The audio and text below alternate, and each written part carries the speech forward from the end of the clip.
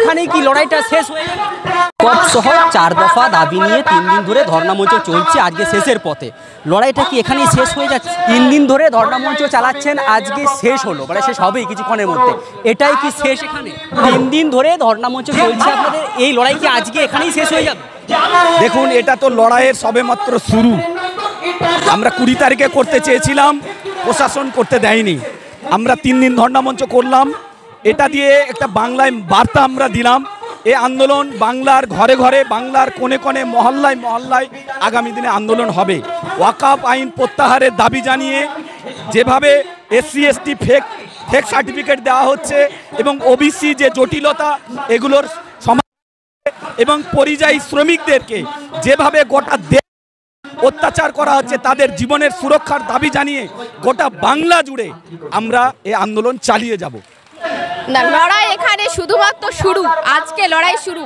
আজকে এত মানুষের সমাগম, এত মানুষের দীর্ঘক্ষণ ধরে এত দীর্ঘ প্রতীক্ষা নিয়ে শোনা এবং মানুষের এই আবেগ বলে দিচ্ছে যে ওয়াকফ বিরোধী আন্দোলনের শুরু আজকে।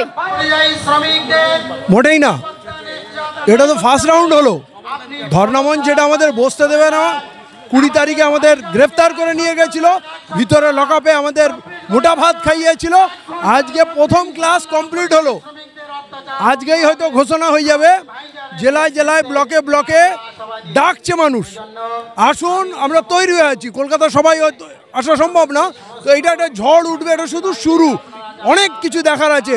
আজকে যারা বলছে না আমরা মুসলমানরা এক হয়েছি, কোল, ভিল, সাঁওতাল, শেরশাবাদী, কামতাপুরি, মতুয়া, যত জাতি আছে সব এই মঞ্চে পাবেন। এই মঞ্চের সাইজ শুধু বাড়তে থাকবে, আর ওই ব্রিগেড প্যারেড গ্রাউন্ড গ্রামে গ্রামে হবে, জেলায় জেলায় যাওয়া। ধর্ণামঞ্চ থেকে ধর্ণামঞ্চ স্থগিত হচ্ছে, ধর্ণামঞ্চ শেষ হচ্ছে না। বলে যে ধর্ণামঞ্চটা শেষ হয়ে যাচ্ছে, তাহলে ভুল বলছে। এটা পোস্টপন্ড হচ্ছে, আজকে এখানে আজকের মতো সমাপ্ত হচ্ছে, 3 দিনের সমাপ্ত হচ্ছে, কিন্তু টোটালি সমাপ্ত হচ্ছে না। আমাদের যে কমিটি আছে, প্রেসিডেন্সিয়াল কমিটি, সেই ভোটে পরবর্তী গ্রহণ করা হবে, সেইটা ফাইনালাইজ হবে। আপাতত আজকের মতো, যেমন আরো 2-1 দিনের মধ্যে, খুব বেশি সময় না, আপনাকে মধ্যে কি অবিলম্বে প্রত্যাহার করতে হবে।